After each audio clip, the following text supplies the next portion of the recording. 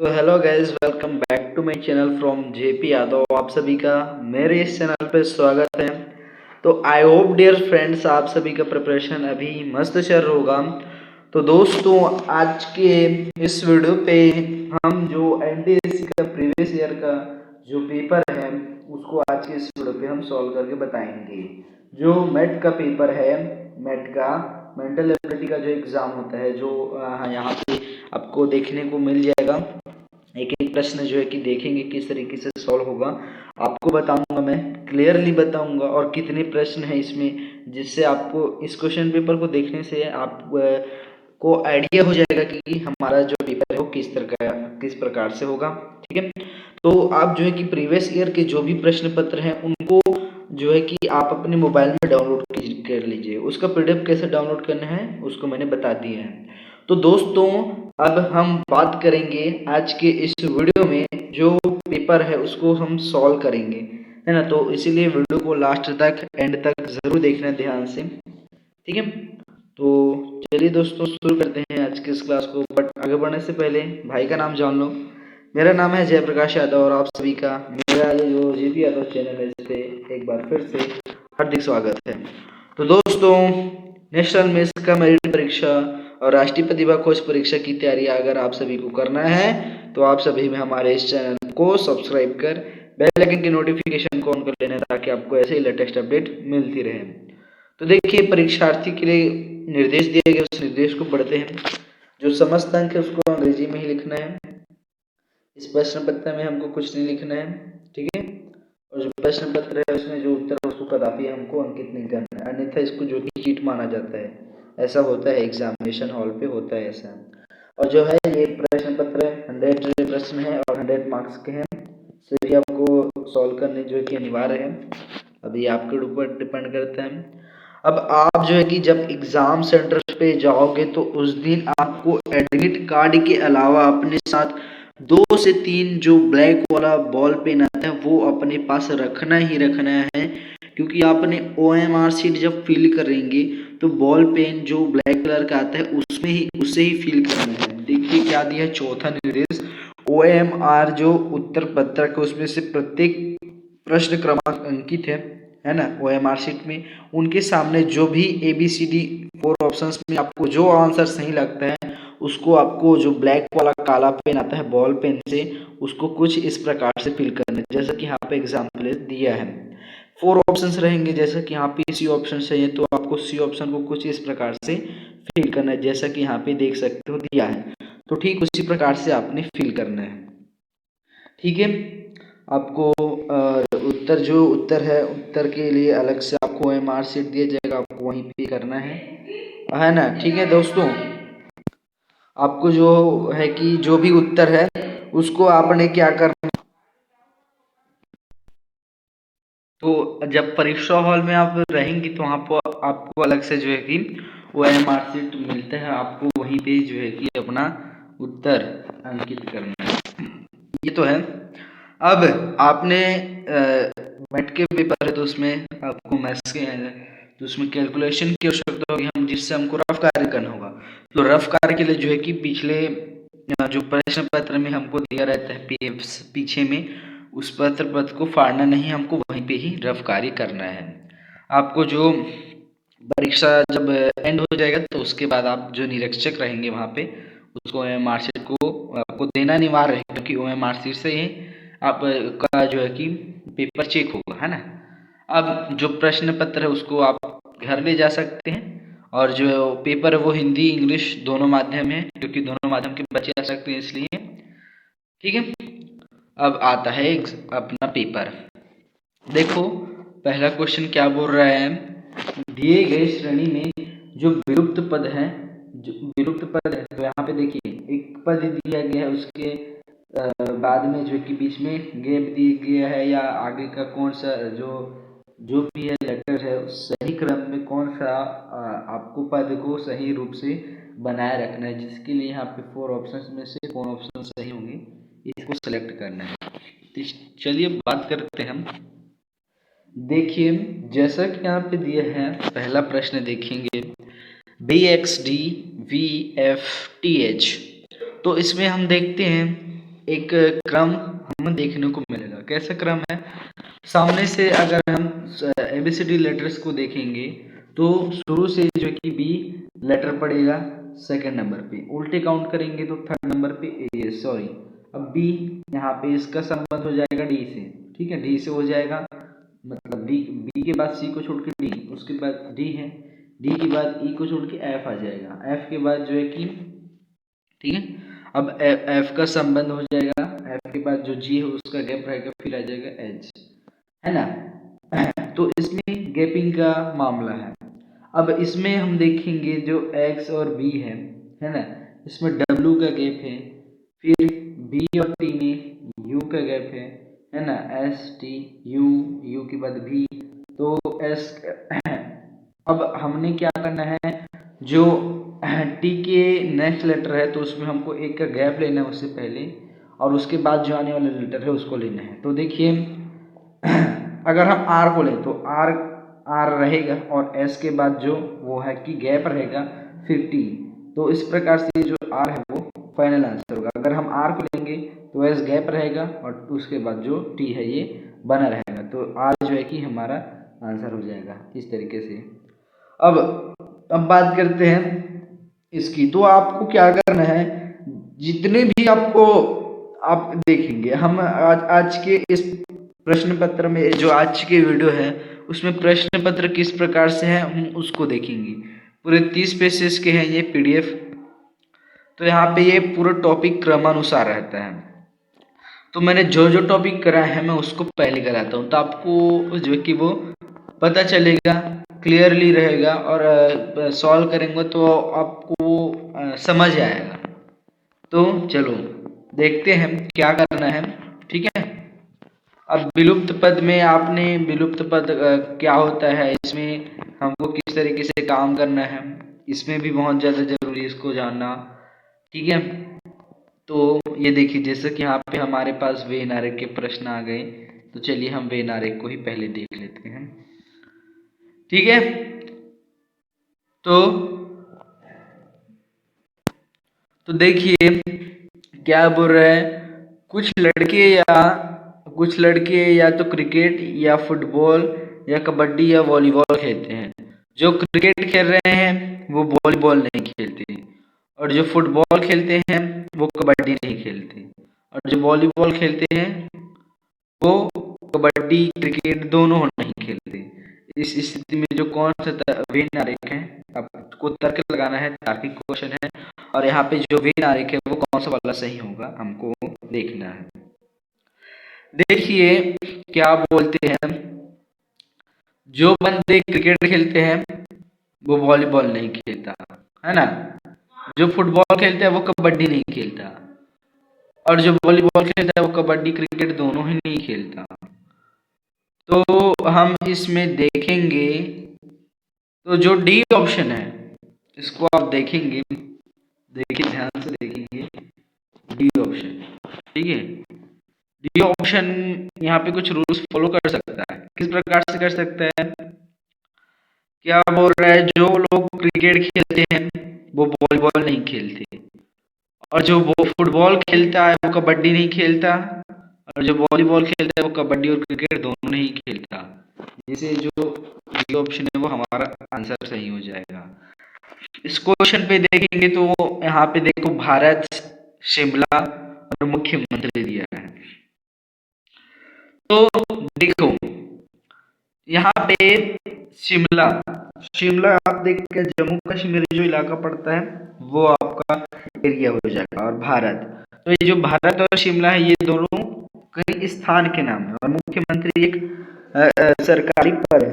तो जो B option ये इसका रूल्स फॉलो कर रहा है, शिमला सबसे छोटा है, जो यहाँ पे गोले के अंदर है उसमें शिमला आएगा, और जो बड़ा है वो भारत है, और मुख्यमंत्री उससे अलग, तो जो बी ऑप्शन है वो हमारा आंसर हो जाएगा। यहाँ पे और कुछ देश यहाँ पे और दिए है, देखिए क्या बोल रहा है, एक स्कूल के अधिकतर छात्रों के पास मोबाइल है, कुछ छात्रों के मोबाइल में इंटरनेट सुविधा नहीं है, कुछ छात्र व्हाट्सएप चलाते हैं लेकिन उनके पास ईमेल नहीं है, परंतु ईमेल नहीं, तो कुछ छात्र ईमेल उपयोग करते हैं पर व्हाट्सएप का नहीं करते हैं। इस स्थिति में कौन सा जो तार्किक क्वेश्चन है, इसमें कौन सा हमारा जो है कि रूल्स फॉलो करेगा। तो एक स्कूल है, उस स्कूल के अंदर रह जाएंगे छात्र। उसमें से कुछ छात्र ऐसे हैं जो है कि उनके कुछ छात्रों के पास क्या है, मोबाइल इंटरनेट की सुविधा ही नहीं है ना। और कुछ छात्र व्हाट्सएप चलाते हैं परंतु ईमेल नहीं, और जो ईमेल का उपयोग करते हैं वो व्हाट्सएप नहीं चलाते हैं, है ना। तो इसमें जो सी ऑप्शन है ये हमारा आंसर हो जाएगा। ठीक है, इसको ये रूल्स फॉलो कर रहा है। अब बात करते हैं, देखिए इस प्रश्न की, तो क्या बोल रहे हैं, किस बीमारी को कोविड किस बीमारी वाले को कोविड का खतरा अधिक है। यहाँ पे सबसे पहले इसके निर्देश को पढ़ते हैं। किसी शहर के एक मोहल्ले की कुल जनसंख्या 600 है, जिसमें कोविड, कैंसर, डायबिटीज, किडनी और अन्य रोग से ग्रसित रोगियों की संख्या निम्नलिखित बीमारी से दर्शाया गया है। तो कैंसर है, कोविड है, यहाँ पे दिया है। तो किस बीमारी वाले को कोविड का खतरा अधिक है, तो जो यहाँ पे सर्कल में जो डायबिटीज है उसमें यह अधिकतर गोला आ रहा है, जिससे जो डायबिटीज है, जो ये वाला ऑप्शन है, ये हमारा आंसर हो जाएगा। कितने लोगों को कोई बीमारी ही नहीं है, तो जो अदर 50, यहाँ पे देखो कोई बीमारी ही नहीं बोल रहा है, अन्य रोग। यहाँ पे कुल जनसंख्या 600 है, ठीक है। तो देखो यहाँ पे 45 और 5 कितने हो गए, 50, और ये 50 और 50 100, ठीक है, 100 हो गए, ये 50 100 हो गए, यहाँ पे 70 और 30 ये 100 हो गए, यानी कि यहाँ पे अब 200 हो गए, ठीक है, 200 हो गया। अब इनका हमने ऐड किया 70 और 30 का, ये हो गया, ये भी हो गया, बचा ये 5 5 10 10 10 20 20 और ये 280, तो कुल 200। अब हमें 600 में से 280 माइनस करना है, तो ये 0 का 0 आ जाएगा, 10 में से 8 गया 2 आ जाएगा, और ये 5 में से 2 गया 3। तो यहाँ पे जो 320 यहाँ पे सी ऑप्शन है वो हमारा फाइनल आंसर हो जाएगा। कैलकुलेशन हमने कर रखा है, 600 में से हमने माइनस किया, जो कुल जो रोज ग्रसित है वो 280 लोग हैं, तो जो स्वस्थ लोगों की जो संख्या है वो 320 हो जाएगी। ठीक है, इस तरीके से ये हुआ व्यवहारिक का प्रश्न। अब कुछ प्रश्न हमारे क्या बोलते हैं, ब्लड रिलेशन के, और कुछ दिशा से, डायरेक्शन से, और कुछ कोडिंग डिकोडिंग के हैं। तो चलिए हम उसको भी कर लेते हैं।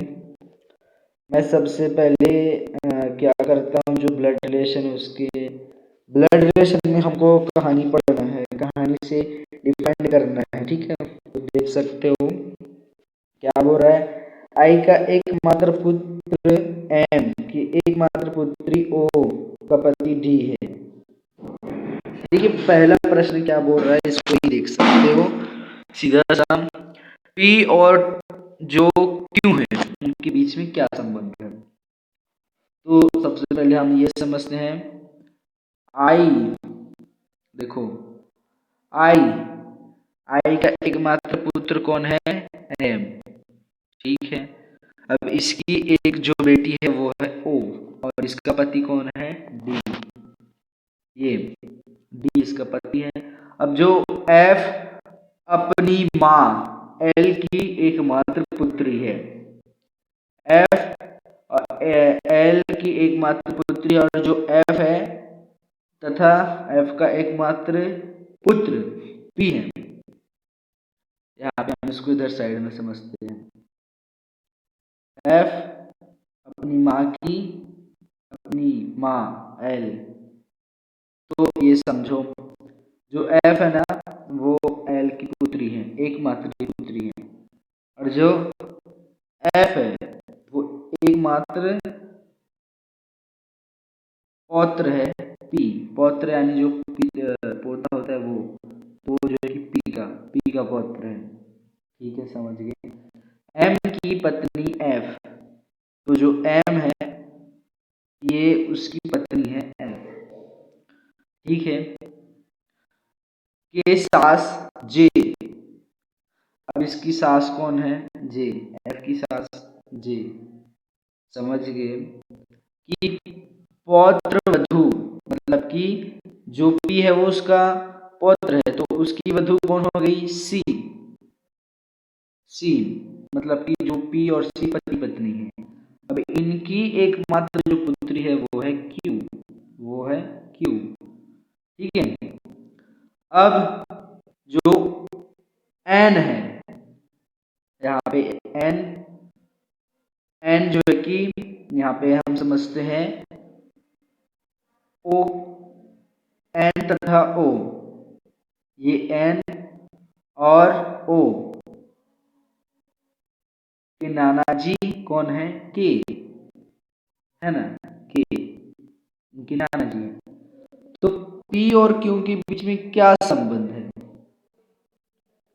पी और क्यू के बीच में बाप बेटी का संबंध है, यहाँ पे हम समझ सकते हैं, क्योंकि पी और सी पति पत्नी है, और जो क्योंकि जो कि उनकी एकमात्र पुत्री है, तो बाप बेटी का संबंध हो गया।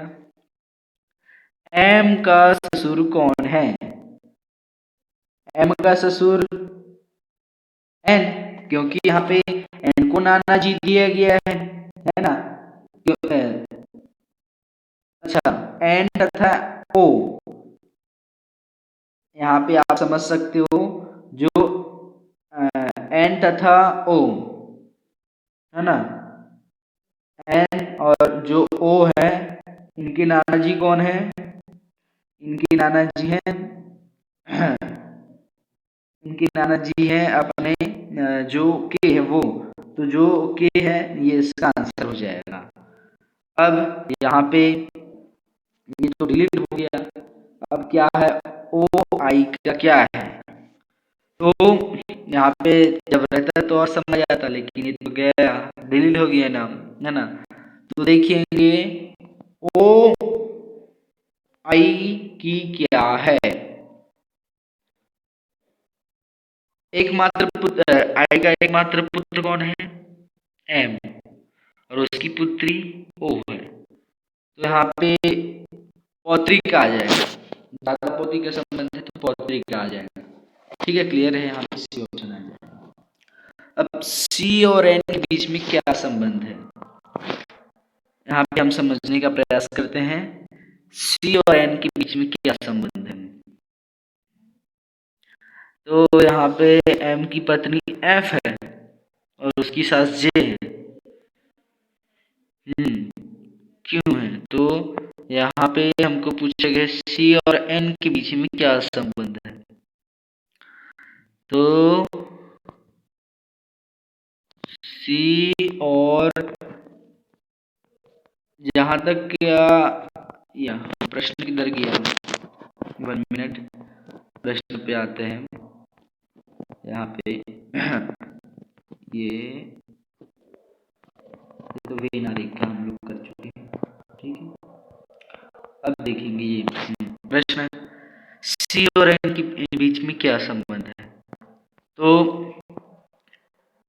एन और ओ के नाना जी के हैं, ठीक है, और हमको सी और एन के बीच में बताना है। पौत्र वधु है सी, मतलब कि जो पी और सी है वो पति पत्नी है, और एन तथा ओ के नाना जी के हैं, तो इनके बीच में जो है कि हम देखेंगे सी और एन के बीच में दादा पौत्री, सॉरी, हाँ, दादा पौत्री का नहीं, यहाँ पे दादा पति पत्नी का भी नहीं है, यहाँ पे दादा पौत्री का ही संबंध आना है। के और एल के बीच में क्या संबंध है, तो देखेंगे के और एल के बीच में क्या संबंध हो सकता है। के नाना जी हैं और एल, तो इनके बीच में इनके बीच में भी दादा और जो पौत्री है उनका संबंध आ जाएगा। ये ब्लड रिलेशन के प्रश्न रहे। अब हमने कोडिंग की है, तब उसके भी प्रश्न सॉल्व करते हैं। तो गाइज अब हम जो है कि कोडिंग के जो प्रश्न है, सांकेतिक भाषा कोड परीक्षण, इनके टॉपिक के जो प्रश्न है, इनको प्रश्न को जो है कि सॉल्व करेंगे। ठीक है, प्रश्न क्या है देखते हैं। यहाँ पे हम देखते हैं प्रश्न क्या दिया गया है। प्रश्न दिया है यदि किसी सांकेतिक भाषा में 16 नंबर का जो प्रश्न है, यदि किसी सांकेतिक जो कोड भाषा उसमें RANDOM रैंडम को UDQGRP से कूटबद्ध किया जाता है, तो ठीक उसी सांकेतिक भाषा में जो कोरोना वर्ड है उसको क्या कूटबद्ध किया जाएगा। यहाँ पे अपने पास 4 ऑप्शन है। इन 4 ऑप्शंस पे हमें आंसर डिफाइन करने हैं। तो देखेंगे यहाँ पे, ध्यान से समझेंगे। यहाँ पे जो रैंडम वर्ड को जो है कि UDQGRP कोडबद्ध किया गया है, तो इसमें हम जो समान क्रम में अंतर इस टॉपिक को पढ़े हैं, तो इसमें क्या होता है, जो लेटर पे गैप होते हैं वो एक समान अक्षर पे रहते हैं। तो ये जो प्रश्न है ये उसी का है। हम फर्स्ट लेटर चेक करें अगर, तो आर को यू कोडबद्ध किया गया है, तो आर और यू के बीच में 2 का जो है कि गैप होता है। आप समझ सकते हैं, आर और यू के बीच में जो है कि 2 का गैप रहता है। ठीक है, अगर हम नेक्स्ट लेटर, अगर हम ए की बात करें, बाय द वे ए की, तो ए के बाद भी अगर हम 2 लेटर देखें, जो बी और सी है, उन 2 लेटर का गैप लेने के बाद जो है कि ए को जो है कि डी कोडबद्ध किया गया है। आप यहाँ पे देख सकते हैं ए को डी कोडबद्ध किया गया है। और ठीक उसी प्रकार से अगर एन की बात करें, तो एन के बाद 2 नेक्स्ट लेटर ओ और पी, एन के बाद जो नेक्स्ट 2 लेटर है एन, और जो एन के बाद नेक्स्ट लेटर और पी, इसको जो है कि छोड़ करके क्यों लिया गया है। कहने का मतलब 2 का गैप लिया गया है, फिर क्यों लिया गया है। अब ठीक उस प्रकार से डी की बात करेंगे, तो ई और एफ का गैप उसको जी कोडबद्ध किया गया है। तो इस प्रकार से जो लेटर है उनके 2 के गैप से उन्हें कोडबद्ध किया गया है, जिससे ये पता चलता है कि ये समान क्रम में अंतर टॉपिक का प्रश्न है। तो ठीक उसी प्रकार से हमें जो कोरोना वर्ड है उसके लिए फाइंड आउट करना है। तो चलिए हम आंसर जो है कि करते हैं। देखेंगे यहाँ पे सी की बात करें, तो सी के बाद 2 लेटर का गैप लें, तो सी के बाद डी और ई का गैप रहेगा, सी में कोडबद्ध हो जाएगा एफ में। ठीक है, अब बात करेंगे जो ओ है, तो ओ के बाद 2 नेक्स्ट लेटर का गैप रहेगा, तो ओ के बाद पी और क्यू का गैप रहेगा, जो है कि ओ आर में कोडबद्ध हो जाएगा। आप समझ सकते हैं, क्योंकि यहाँ पे जो ओ है उसका नेक्स्ट लेटर पी और क्यू, 2 का गैप लेकर के हमने ओ को जो है कि ओ को हमने पी और क्यू को गैप लेकर के आर को कोडबद्ध किया। अब बात करेंगे आर की, तो इसका भी 2 लेटर्स का गैप रहेगा, एस और टी, तो यहाँ पे यू। तो आप यहाँ पे, हमको यहाँ पे आंसर डिफाइंड हो रहा है आई एफ आर से शुरुआत, तो ये जो एफ आर है वो हमको फर्स्ट और सेकेंड जो ऑप्शन इस पे देखने को मिल रहा है। बट जो बी ऑप्शन है वो जो है कि तीनों लेटर्स को फॉलो किया है, एफ आर यू को। अगर हम नेक्स्ट लेटर ओ को चेक करें, तो ओ के लिए फिर से जो है कि आर कोडबद्ध होगा। ठीक है, चौथा लेटर भी मैच कर रहा है। फिर नेक्स्ट लेटर एन है, तो एन को कोडबद्ध करेंगे, 2 लेटर का गैप रहेगा, तो फिर क्यू आ जाएगा। और फिर नेक्स्ट लेटर चेक करें, तो ए के बाद बी और सी का गैप रहेगा, वो जो कि डी कोडबद्ध हो जाएगा। तो जो हमारा जो बी ऑप्शन है वो हमारा फाइंड आउट होता है, और ये हमारा राइट आंसर है। इस तरीके से ये प्रश्न सॉल्व होता है। अब हम नेक्स्ट प्रश्न देखते हैं। ये जो है कि आप सिंपली मेंटल के हैं, आप इसमें भी कोडबद्ध का प्रयोग करके कर सकते हैं। सबसे पहले हम इस प्रश्न को देखते हैं, फिर उस प्रश्न को बाद में देखेंगे। तो देखिए यहाँ पे प्रश्न क्या दिया गया है, हम पहले बात करते हैं प्रश्न की। 2 दिया गया है, हाँ, आप देख सकते हैं यहाँ पे, अब देखते हैं हम क्लियरली। ठीक है, प्रश्न 19 से 20 तक के लिए ये जो है कि है ना। अब समझते हैं बात को। स्क्रीनशॉट हो गया। देखेंगे क्या लिखा गया, यदि किसी सांकेतिक भाषा में जो हेलीकॉप्टर है उसको अंकी कोडिंग में कूटबद्ध किया गया है। आप अंकी कोडिंग का टॉपिक हमारा वीडियो जो है कि दिखा है, उसका लिंक हम आई बटन की चीज दे देंगे, आप चेक कर सकते हैं। तो उस वीडियो में जो अक्षरों के अंकी कोडिंग टॉपिक है, ये उस टॉपिक का प्रश्न है। इसमें क्या है, जो अक्षर है उनके जो अंक है, अंक यानी कि उनका क्रमांक है, जो है कि 26 लेटर होते हैं। तो इसमें ए फर्स्ट लेटर पे, बी सेकंड लेटर पे, तो इस प्रकार से इनके कुछ नंबर्स है, क्रमांक है। तो ठीक उसी बेस पे हम इसको कूटबद्ध करते हैं अंक के रूप में। तो ठीक उसी प्रकार से ये जो ऑप्शन सॉरी प्रश्न है, ये वैसा ही है। हेलीकॉप्टर में आप देख सकते हैं एच जो कि 8वें नंबर पे आता है ना, ई 5वें नंबर पे, और आई आई जो है कि 9वें नंबर पे वो जो है कि कूटबद्ध हुआ है, वैसे ही कूटबद्ध हुआ है। सी की अगर बात करें तो सी 3rd नंबर पे आता है, तो सी को 3 कूटबद्ध किया गया है। पी की बात करें तो पी जो है कि कितने नंबर पे आता है, 16 नंबर पे। तो 16 नंबर पे आता है तो हम क्या करेंगे, 1 + 6 है ना, तो कितना हो जाएगा 7, तो उसको 7 कूटबद्ध किया गया है। कहने का मतलब उसको किसी प्रकार के एक अंक में हमने कूटबद्ध करना है। तो इस प्रकार से हेलीकॉप्टर को उसके अंक, जो उनके लेटर्स के जो क्रमांक है उसके बेसिस पे उसको कूटबद्ध किया गया है।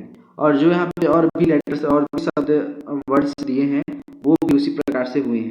आप चेक कर सकते हैं, जैसे कि हम लास्ट वाला ऑप्शन चेक करते हैं, देख सकते हो वी। तो वी जो है कि कितने नंबर पे आता है, वी आता है 22वें नंबर पे। और इसको जब हम 2 + 2 ऐड करेंगे तो ये कितना हो जाएगा 4, तो वी को 4 कूटबद्ध किया गया है।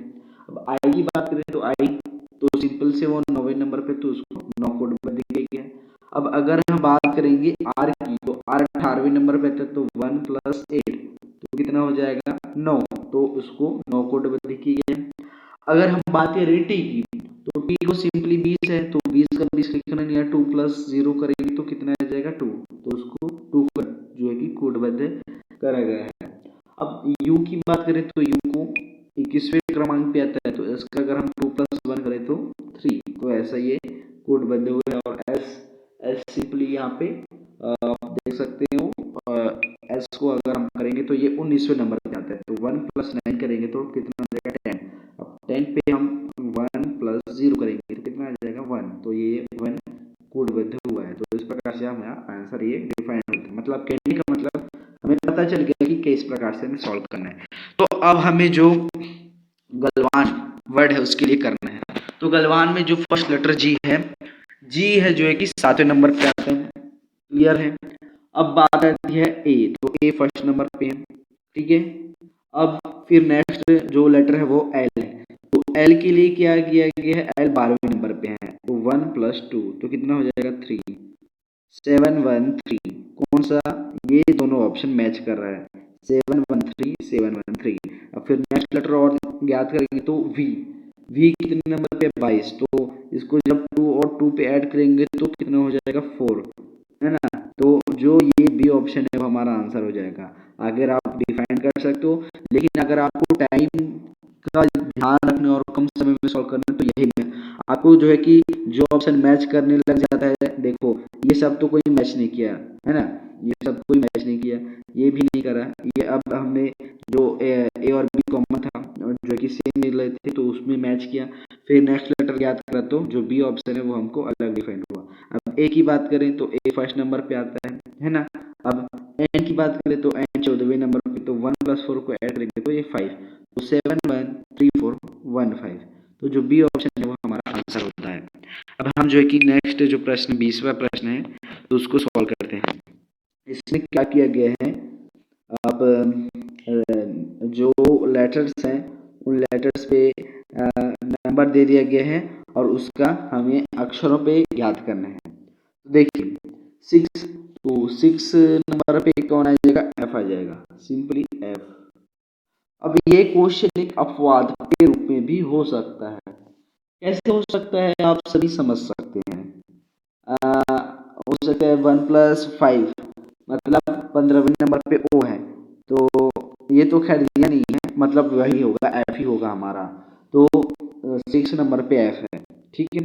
अब बात आती है 9वें, तो 9वें नंबर पे है सिंपल से आई, आई है, एफ के बाद आई।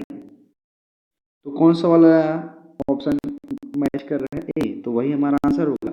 अब आगे आप चेक भी कर सकते हो, जैसे कि 5 है तो 5 नंबर पे ई होता, बाय द वे यहाँ पे एन दिया है, तो हम 1+4 को ऐड करेंगे तो 5 हो जाएगा, जो है कि वो एन कूटबद्ध होगा। अब बात करते हैं 7, तो 7 नंबर पे जी, तो यहाँ पे जी ओके है, यहाँ पे जी हो जाएगा। फिर 7 के बाद 5 दिया, तो 5 के लिए ई, सिंपली ई कूटबद्ध हुआ है, कोई दिक्कत नहीं है। अब बात करते हैं अब यहाँ पे दिया है 5 के बाद 9, तो 9 नंबर पे आई है, आई तो नहीं दिया है लेकिन आर दिया है, तो आर 18वें नंबर पे है, 1 और 8 को ऐड करेंगे तो 9 हो जाएगा, तो ये आर जो है कि कूटबद्ध होता है। अब बात करते हैं 9 के बाद 7 दिए, तो 7 पे देखो 16वें नंबर पे पी है और 1+6 को ऐड करेंगे तो कितना हो जाएगा 7, तो जो 7 नंबर पे है वो पी में कूटबद्ध हो जाएगा। अब 7 के बाद 6 है, तो 6 पे देखो 15वें नंबर पे ओ है और उनका 1+5 करेंगे तो कितना हो जाएगा 6, तो जो है कि 6 ओ में कूटबद्ध हो जाएगा। अब 6 के बाद फिर से 9 है, तो 9 नंबर पे आई आ जाएगा, आई ये कि आ जाएगा, ठीक है। आई के बाद 5 नंबर पे फिर एन है, 1+4 5 एन, और जो दो है वहाँ पे क्या आएगा बता रहा हूँ टी, तो टी जो कि 2+0 तो 2, तो जो है कि टी, तो ये जो ऑप्शन है वो हमारा राइट आंसर होगा। तो इस तरीके से ये प्रश्न होता है। अब प्रश्न जो यहाँ पे आप देख सकते हो, जो हमारा प्रश्न 17 और 18 उसको सॉल्व करेंगे, फिर उसके बाद दोस्तों आप यहाँ पे इसको भी देख सकते हैं, जो सबसे अलग है वो वाला एक बार आप देख लेंगे, फिर उसको भी कर देंगे कूटबद्ध का। देखेंगे यहाँ पे क्या दिया गया है, नीचे दिए गए समूह या शब्द में जो एक जो शब्द है वो सबको छोड़ करके सबसे बाकी है, और ये जो है कि 3 जो है कि समान है और एक जो है कि सबसे अलग है, तो उसे ही हमें चुनना है।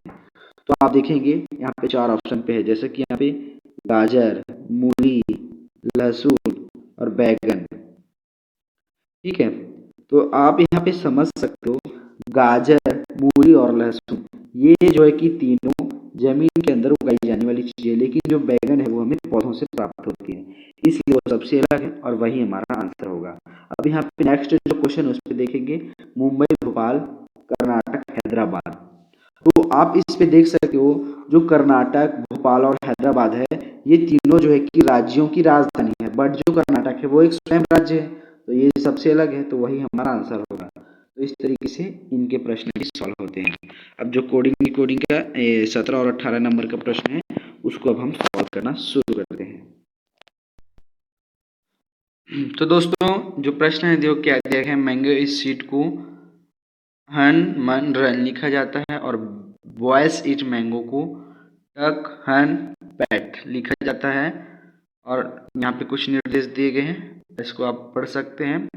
प्रश्न क्या दिया गया है देखेंगे, मैंगो इस कॉर्न, तो यहाँ पे देखेंगे मैंगो और मैंगो दोनों यहाँ पे कॉमन है, और यहाँ पे क्या कॉमन है उसको देखेंगे, यहाँ पे हन और हन ये दोनों कॉमन है, तो मैंगो के लिए हन हो जाएगा फर्स्ट लेटर, मतलब मैंगो जो है कि हन में कूटबद्ध होगा, ठीक है।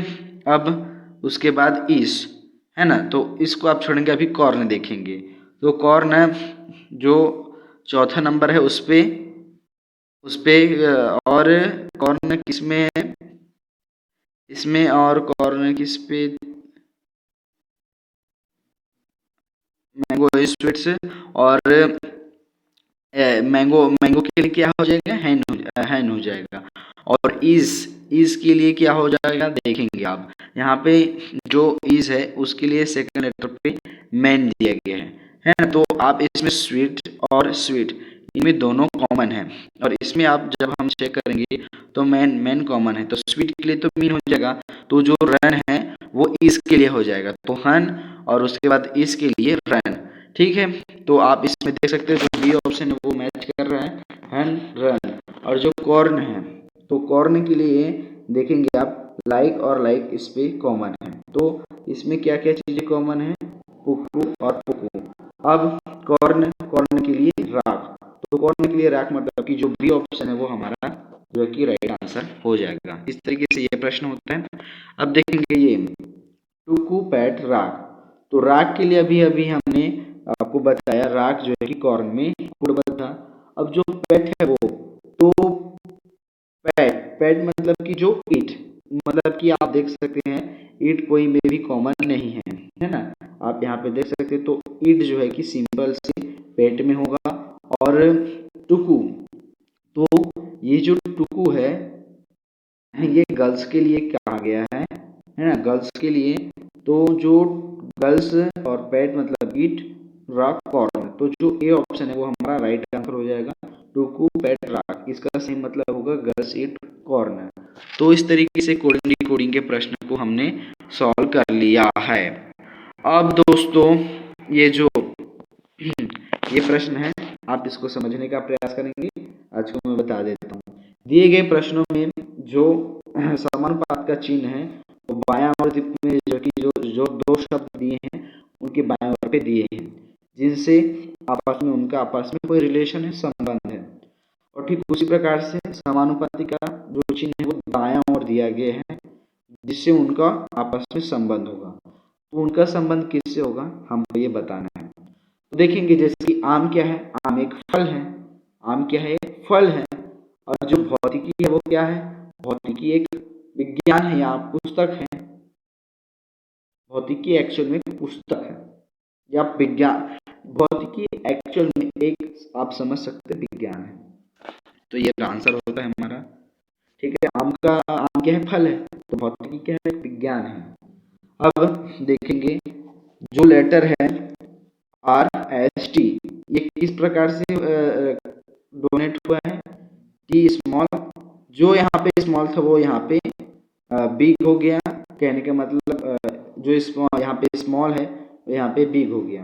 तो यहाँ पे जो यहाँ पे जो क्यू स्मॉल है वो इसका आंसर भी बिग हो जाएगा। तो क्यू क्यू वाला सी और बी मतलब कि बड़ा है। लेकिन आपने क्या करना है, इस पे देखेंगे कि जो आर है वो लेटर पहले होना चाहिए, जो यहाँ पे एंड हुआ है वो उसी से शुरुआत होना है। तो आर से एंड हुआ तो यहाँ पे आर से शुरुआत की गई है। तो जो सी ऑप्शन है वो हमारा फाइनल जो है कि आंसर होता है। तो इस तरीके से ये प्रश्न सॉल्व होते हैं। और दोस्तों मैं इसका जो सॉल्यूशन का जो पीडीएफ है उसका वीडियो जो है कि इस वीडियो के डिस्क्रिप्शन बॉक्स में इसका लिंक मैं दे दूंगा, आप वहां से कर सकते हैं। दिशा डायरेक्शंस के भी प्रश्न हैं, विनारे के क्वेश्चंस मैंने कराए हैं। और जो बोर्ड मास नियम से जो बनता है इसके प्रश्न मैं जो है कि अब क्लास में लूंगा। ये तो खैर स्क्रीन रिकॉर्डिंग का क्लास है जिसे आप समझ सकते हैं।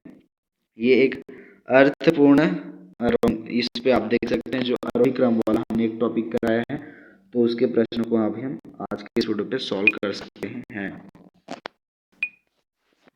तो प्रश्न यहाँ पे 47 नंबर पे है, हम यहाँ पे देखेंगे।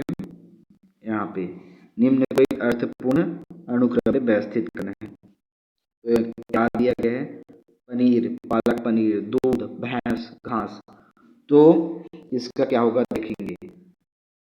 सबसे पहले घास को कौन खाएगा, भैंस। चौथे नंबर मतलब कि जो पांचवें नंबर का घास है उसको चौथे नंबर का भैंस खाएगा।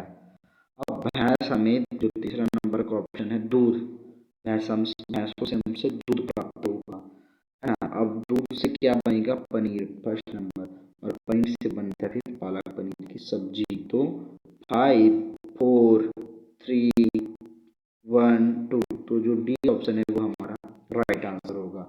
इस तरीके से आपको उनके अर्थों को समझते हुए आपको इनको व्यवस्थित करने आना चाहिए।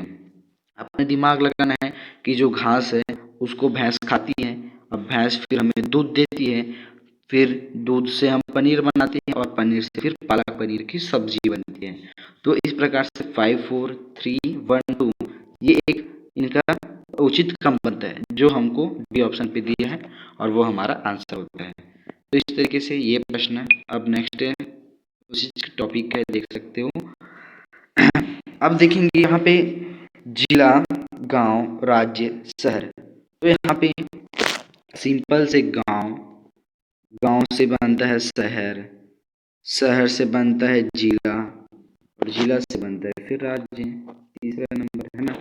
तो कहने का मतलब 2 4 1 3,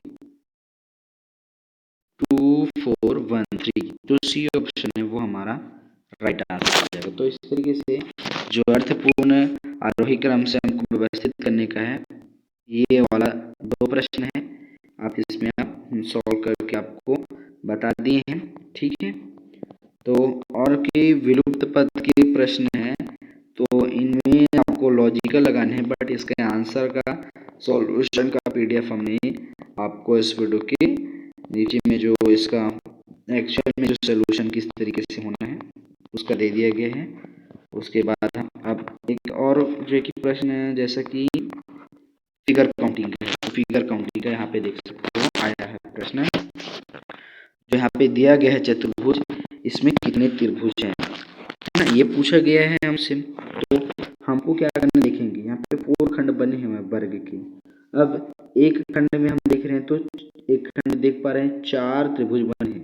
ठीक है, अब उसके बाद हम पूरे को काउंट करेंगे, तो 4 एकम 4, 4 दूनी 8, 4 तिया 12, 4 चौक 16। 16 के अलावा इनमें बड़े और त्रिभुज छिपे हुए हैं, है ना, जिसकी 4 खंड बने हैं और 4 के बाद इनमें बड़े बड़े जो है कि गोले दिए गए हैं। तो इनमें से जो बड़े त्रिभुज है, एक यहाँ से यहाँ है ना, और एक यहाँ से यहाँ, एक यहाँ से यहाँ एक बना है। तो कहने का मतलब 16 और 4 के अलावा यहाँ पे कुछ और त्रिभुज बन रहे हैं, लेकिन यहाँ पे 16 दिया गया है अधिकतम, तो इनमें से कोई नहीं इसका आंसर हुआ, क्योंकि इसमें 16 से अधिक त्रिभुज हैं। एक वर्ग पे 4 बन रहे हैं, तो 4, 8, 12 और 16। उसके अलावा जो बड़े त्रिभुज हैं उनको अगर हम काउंट करेंगे, तो वो 4 बड़े त्रिभुज हमको और प्राप्त होंगे। 4 क्या 8 और नए त्रिभुज हमको प्राप्त होंगे। वो कैसे होंगे अभी देखो, ये एक, ये 2 हो गए, ठीक, ये 3 और ये वाला 4 हुए। अब ये वाला 5, ये वाला 6, ये वाला 7, ये वाला 8। इस प्रकार से आपको इसमें 16 प्लस 8 कहने का मतलब 24 त्रिभुज बनेंगे इसमें। तो 24 इस पे ऑप्शन पे दिया नहीं है, तो इसलिए इनमें से कोई नहीं, जो डी ऑप्शन है वो हमारा आंसर होता है। तो इस प्रकार से कुछ फिगर काउंटिंग के भी प्रश्न आ सकते हैं, आपको घबरानी नहीं है। भाषा के भी प्रश्न हैं, यहाँ पे आप देख सकते हो, और सॉल्यूशन कराना है तो मेरा वीडियो जो कि बहुत ज़्यादा लॉन्ग हो जाएगा, इसलिए मैंने नहीं बताया है। और हाँ दोस्तों, यहाँ पे कुछ चित्र लेखन से चित्रों को आकृति पूर्ण करना, और दर्पण का जो लेख होता है, मतलब उल्टा प्रतिबिंब बनने वाला कुछ प्रश्न, 5 से 10 प्रश्न आपको इसमें से मिलते हैं। तो कुल मिला के 100 जो है कि प्रश्न रहेंगे, 100 प्रश्न रहेंगे, आपको 100 मार्क्स के मिलेंगे, है ना। टाइमिंग आपका जो है कि 2 घंटा या 2.5 घंटा है। आपको एग्जाम में अच्छे से परफॉर्म करना है, और इसका सॉल्यूशन का जो पीडीएफ लिंक है मैं उसको इस वीडियो के डिस्क्रिप्शन बॉक्स में दूंगा, वो उसका पीडीएफ डाउनलोड कर लेना। तो आज के इस वीडियो पे दोस्तों, आज के वीडियो में हम इतना ही करेंगे, और इस वीडियो को एंड तक देखने के लिए धन्यवाद। हमारे इस वीडियो को एंड तक देखने के लिए थैंक्स, ठीक है। और देखेंगे, अगर आपको जो है कि अगर नेशनल मिस कम्युनिटी परीक्षा और एनडीएससी कॉम्पिटिशन एग्जाम की तैयारी करनी है, तो आप सभी हमारे चैनल को सब्सक्राइब कीजिए।